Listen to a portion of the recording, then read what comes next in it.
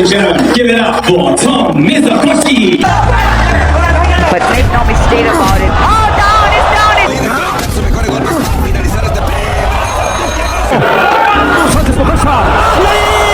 Tunay na labanan, balitang boxing, pag-uusapan. Muling gumagalaw ang mundo ng Philippine boxing.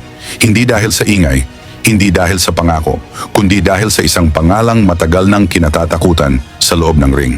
down, it's down, and I think it's out. It's over. Si John Riel Casimero, mas kilala bilang Cuadro Alas, isang 3-division world champion. May record na 34 na panalo, 23 knockout at 5 pagkatalo. Ngunit ang tunay na tatak ni Casimero ay hindi lang nasusukat sa numero. Ito ay nakaukit sa tapang na tumawid ng hangganan.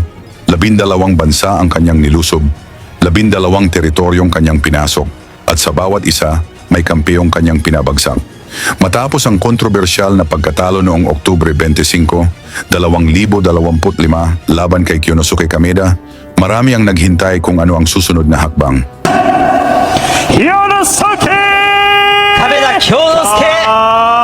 Hindi nagtagal ang sagot.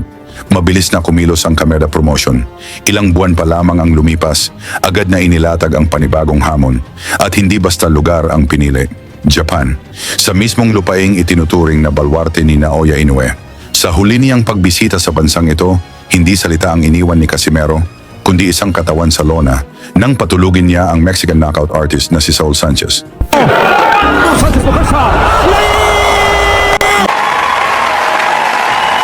Mula noon, ang usapin ng isang mas malaking sagupaan ay nanatiling usap-usapan lamang. Ngayong ika-27 ng Disyembre, 2025, muling babalik si Casimero sa Japan.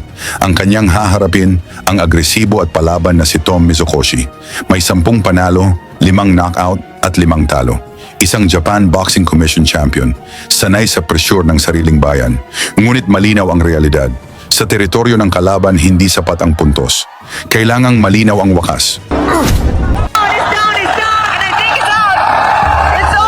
Upang maunawaan kung bakit nananatiling delikado ang pangalang Casimero, kailangang balikan ang isa sa pinaka-pinag-usapang laban ng kanyang karera, ang engkwentro laban sa knockout artist na si Ryu Akaho, isang veteranong may 39 na panalo at 26 na knockout, isang boksingerong nakabagsak na ng 6 na Pilipino, isang lalaking minsan nang nagpabagsak kay Inoue sa sparring.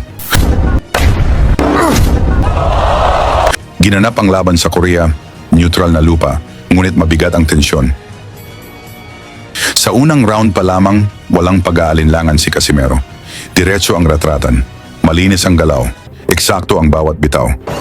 Karo na tol. Straight tol.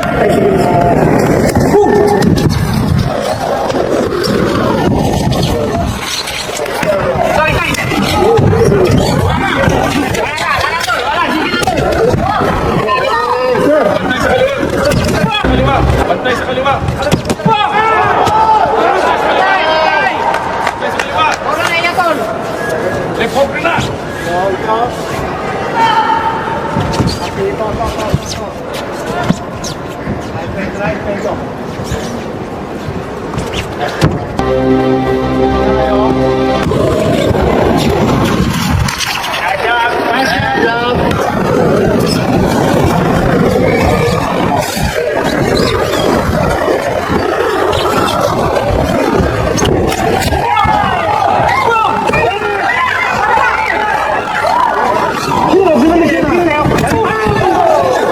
Sa kalagitnaan ng round, naging maingat si Akaho mula nang natikman ang power ni Casimero.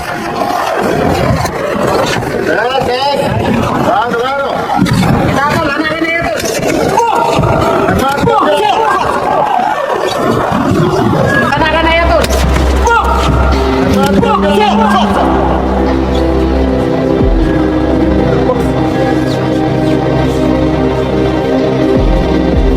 Ay magiging tol. Ay magiging tol. Ay magiging tol. Na kita tol, ana na ya. Patay. Na patay.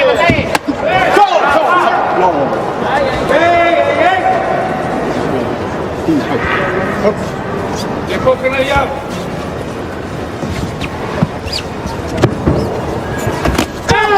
Ora na tol, kani kami straight tol.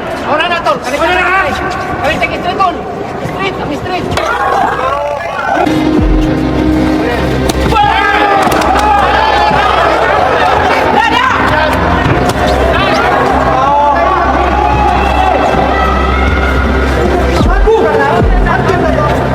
Dalawang lang.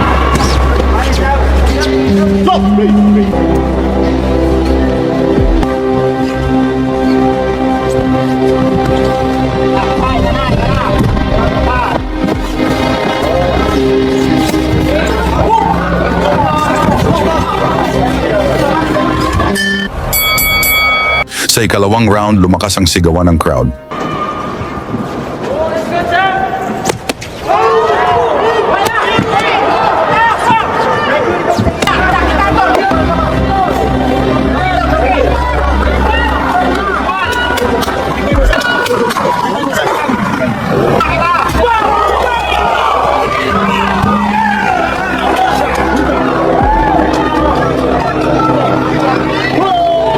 Isang counter ang tumama mula kay Akaho at napatukod ang glove ni Casimero. Agad siyang binilangan ng referee. Ngunit sa halip na umatras, doon lalong lumabas ang tunay na anyo ni Casimero.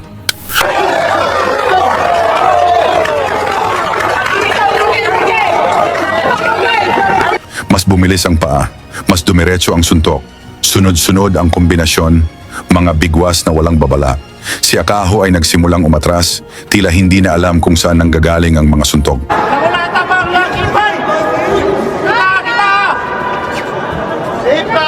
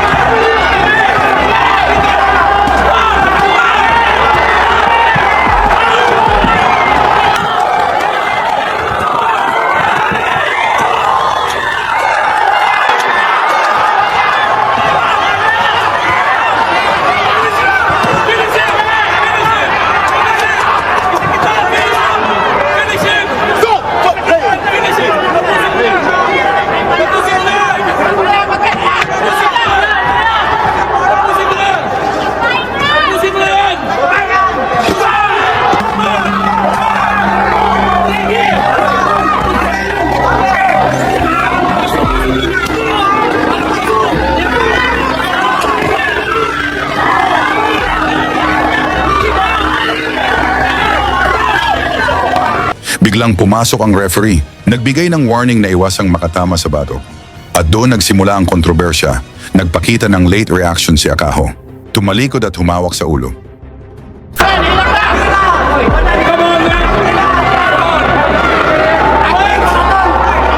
give you the time.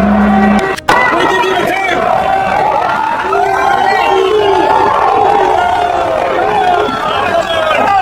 Sa slow motion, malinaw, walang ilegal na suntok. Pinahinga siya, binigyan ng upuan, at tuluyang itinigil ang laban. No contest ang unang desisyon, ngunit ilang araw matapos ang laban, pumasok ang pagsusuri ng Korean Boxing Commission. Ang hatol, walang tama sa batok, malinaw ang pag-arte, at lehitimo ang mga suntok ni Casimero. Ang resulta ay binago. Second round knockout win para kay John Riel Casimero. Mismong si Akaho ay humingi ng paumanhin, inaaming hindi niya alam kung saan siya tinamaan. Ang malinaw lamang, biglang sumakit ang kanyang ulo. Mula sa gabing iyon, lalong tumibay ang reputasyon ni Casimero bilang boksingerong kayang tapusin ang laban kahit sa gitna ng kontrobersya.